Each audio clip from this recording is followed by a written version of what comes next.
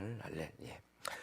오늘 본문을 보면 예수님이 세례를 받으시는 장면이 등장을 합니다. 누가복음에서 설명하는 예수님이 가르침을 시작하는 시점은 마태복음, 우리가 익숙한 마태복음과는 조금 다름을 알 수 있습니다. 이 세례를 받으시는 바로 앞 장면을 보면 세례 요한이 헤롯에게 감옥에 잡히는 것을 보게 됩니다.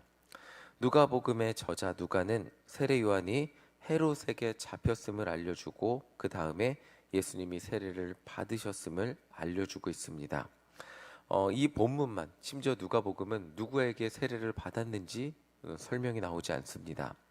정확하게 설명이 나오진 않지만 마태복음을 보면 예수님은 세례 요한에게서 세례를 받았음을 알 수 있습니다. 아마 세례 요한이 감옥에 갇히게 된 사건은 예수님께 세례를 준 이유일 것입니다. 그런데 누가가 이렇게 세례 요한이 감옥에 갇힌 것을 먼저 쓴 이유가 있습니다. 그것은 예수님이 사역을 시작하면서 세례 요한의 사역은 마무리가 되었음을 알려주고 싶은 것이었습니다. 광야에서 하나님의 말씀을 전하고 세례를 주고 회개하게 했던 세례 요한의 사역은 어디까지나 이스라엘 백성들이 진짜 구원자 예수님을 만나게 할 준비를 하게 할 그런 그의 사역이었습니다. 누가는 마치 릴레이 경주에서 바톤을 넘기는 것처럼 세례 요한이 예수님이 세례를 받으심으로 그 바톤을 넘기는 장면을 보여주기를 원했던 것입니다. 세례 요한은 물로 세례를 주며 회개를 선포했지만 예수님은 성령으로 세례를 주시는 분, 그분이 이 땅에 오셨습니다. 우리 22절 우리 함께 다시 한번 읽어보겠습니다. 22절입니다. 시작. 성령이 비둘기 같은 형체로 그의 위에 강림하시더니 하늘로부터 소리가 나기를 너는 내 사랑하는 아들이라 내가 너를 기뻐하노라 하시니라. 누가는 예수님이 세례 받으실 때의 장면을 이렇게 설명해 주고 있습니다. 성령이 비둘기 같은 형체로 임하셨습니다. 누가가 이 장면을 통해 설명하고 싶은 것은 복음의 시작은 바로 성령님을 통해 성령님의 역사를 통해 시작이 된다는 것입니다. 예수님이 세례를 받으실 때 성령님은 비둘기같이 임하셨고 하늘에서 예수님을 향해서 사랑하는 아들이라는 음성이 들렸습니다. 똑같은 저자의 책이라고 하죠. 사도행전을 보면 예수님이 승천하신 후 마가의 다락방에서 제자들이 성령을 받고 복음의 역사가 시작됩니다. 그 성령을 받을 때 불의 혀 같은 것들이 제자들에게 임하였고 바람 같은 소리가 가득했을 때 성령의 충만함을 받았습니다. 누가가 말하는 사역의 시작은 바로 성령의 임재로부터 시작이 된다는 것입니다. 세례 요한이 전하던 하나님의 나라, 회개와 회복의 하나님의 나라는 하나님의 아들 예수님이 사역을 시작하심으로 그로서 완성이 되기 시작했습니다. 그런 예수님의 사역의 시작의 시점은 바로 예수님이 세례를 받으실 때 성령님이 임재하심으로써 시작이 되었다는 것입니다. 그리고 여기에 한 가지 더 누가의 강조점이 있습니다. 바로 예수님이 세례를 받고 성령님이 임하실 때 예수님이 하셨던 행동이 있습니다. 바로 그것은 기도하셨다는 겁니다. 마가의 다락방에서 제자들이 성령을 받을 때 동일한 행동을 했습니다. 기도했습니다. 사역을 시작하기 위해서 꼭 필요한 것이 있다면 성령의 임재라면 그 성령의 임재를 경험하기 위해서 꼭 필요한 것은 기도라는 것입니다. 예수님도 세례를 받고 기도하실 때 성령님이 임하셨고 그 위에 하나님의 음성이 들렸습니다. 예수님을 향해 사랑하는 아들이라는 음성이 들렸죠. 이것이 정말 중요한 강조점이라고 할 수 있습니다. 기도할 때 성령님이 우리 가운데 임재하시고 기도할 때 하나님의 역사가 일어나기 시작한다는 것입니다. 누가는 복음서 다른 저자들과는 다르게 기도의 중요성을 우리에게 강조해서 알려주고 있습니다. 그리고 한 가지 더 누가만의 독특한 강조점이 있습니다. 우리 23절 함께 읽겠습니다. 23절입니다. 시작.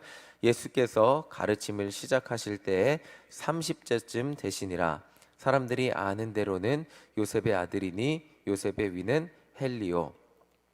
누가는 예수님이 가르침을 시작하실 때가 30세쯤 됐다고 설명을 하면서 족보를 설명하고 있습니다.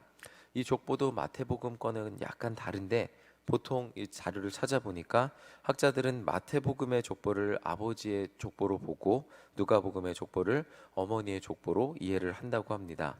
그런데 이 마태복음과는 달리 이 누가복음의 족보는 세대를 거슬러 올라가고 있습니다. 그리고 그 족보 마지막에는 이렇게 마무리를 하고 있습니다. 우리 38절 함께 읽어보겠습니다. 시작. 그 위는 에노스요, 그 위는 셋이요, 그 위는 아담이요, 그 위는 하나님이시니라.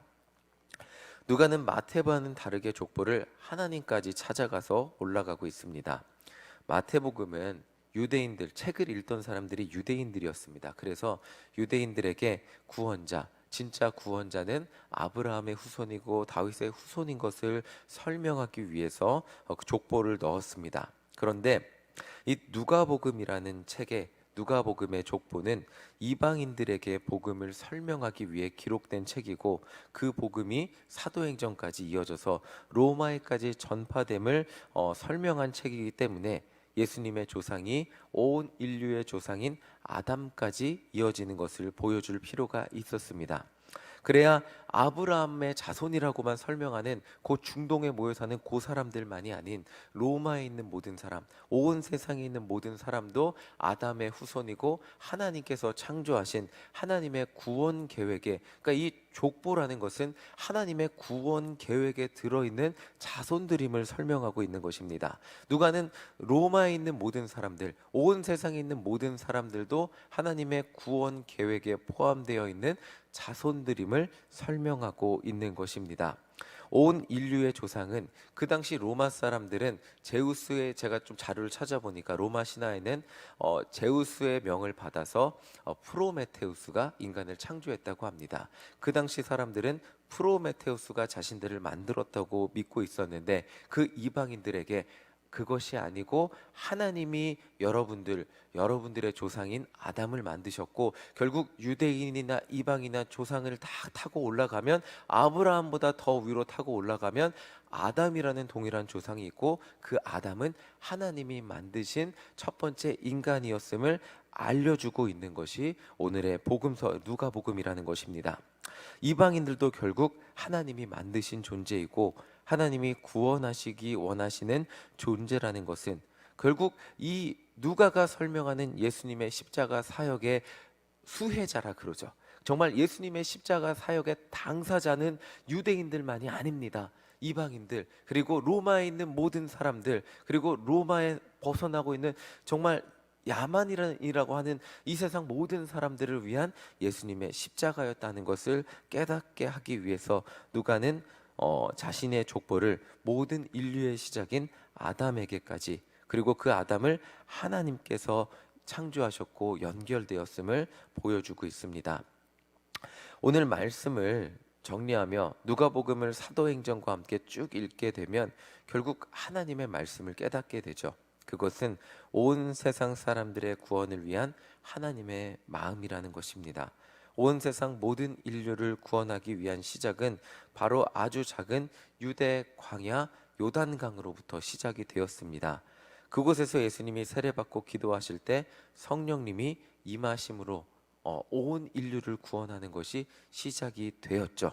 아주 작은, 누구도 막 온 인류를 구원하는 프로젝트가 그 당시 가장 큰 도시 로마에서 온 인류 구원 프로젝트 하면서 빠방 하고 굉장히 큰 캠페인처럼 시작한 게 아니라 누구도 알지 못하는 아주 작은 그 작은 동네 요단강 유대 광야, 그곳에서 예수님 한 분이 세례를 받고 성령이 임하시는 것으로부터 정말 세상 모든 사람들은 알지 못했지만 그 성령이 임하시는 것으로부터 시작되었다는 것입니다.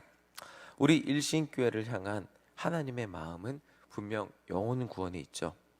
일신교회가 속해 있는 이 지역과 우리 성도님들이 살고 있는 다양한 지역의 영혼 구원에 하나님과 마음의 뜻이 있다는 것은 정말 우리는 의심하지 않고 믿고 있을 것입니다. 그런데 그 역사의 시작은 다른 것이 아닌 오늘 우리가 기도하는 아주 작은 이 자리, 이 시점으로부터 성령님이 우리에게 임재하심으로부터 시작이 된다는 것입니다.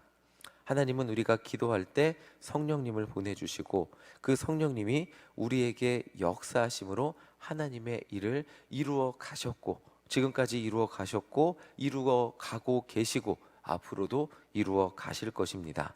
모든 사역의 출발점은 바로 기도입니다. 그리고 우리가 이렇게 기도할 때 성령님이 우리 안에 임재하심으로 그 일을 이루어 가실 겁니다. 태신자를 품기 위해 기도하기로 약속한 2월이라는 시간도 너무너무 빨리 갔습니다. 저 많이 기도하지 못한 것 같은데 아직 망설이고 있는 사람이 있는데 벌써 2월의 시간이 다 가고 있습니다. 그런데 우리가 이렇게 기도할 때 한 가지 지금 이 누가복음 말씀을 보며 깨닫게 되는 것은 우리가 하나님이 보내시는 성령님을 기다리며 기도할 때 마가의 다락방에 모인 제자들처럼 그렇게 기도하기에 힘들 때 성령님이 우리 가운데 임재하실 것입니다. 그리고 그 성령님이 우리에게 태신자를 작정하게 하시고 깨닫게 하시고 작정하게 하시고 하나님의 역사를 이루어 가실 겁니다. 정말 우리는 어떻게 해야 될지를 알지 못하나 하나님의 역사는 이미 그 작은 요단강에서부터 시작이 되어 로마 제국을 점령하게 되었습니다. 우리는 어떻게 남대문을 전도해야 되나, 어떻게 이 지역을 정말 이웃으로 삼고 정말 전도해야 되나, 우리 이웃을 어떻게 전도해야 되나, 모든 것을 다 알 수는 없지만 우리는 이 자리에서 기도할 수 있습니다. 그리고 기도할 때 성령님은 우리와 함께 하시고, 정말 성령님이 우리와 함께 하심으로 성령님은 우리를 통하여 하나님의 뜻을 이루게 하시고 우리가 나가게 하시고 전하게 하실 것입니다. 영혼 구원의 사명을 감당하기 위해 오늘 함께 기도하는 우리 모두가 되시기를 간절히 소망합니다. 우리가 기도할 때 분명 한 가지 확실한 것은 반복해서 말씀드리지만 성령님이 우리와 함께 하시고, 그리고 성령님이 우리와 함께 하신다면 우리를 통해 하나님은 분명히 구원의 역사를 이루어 가실 줄 믿습니다.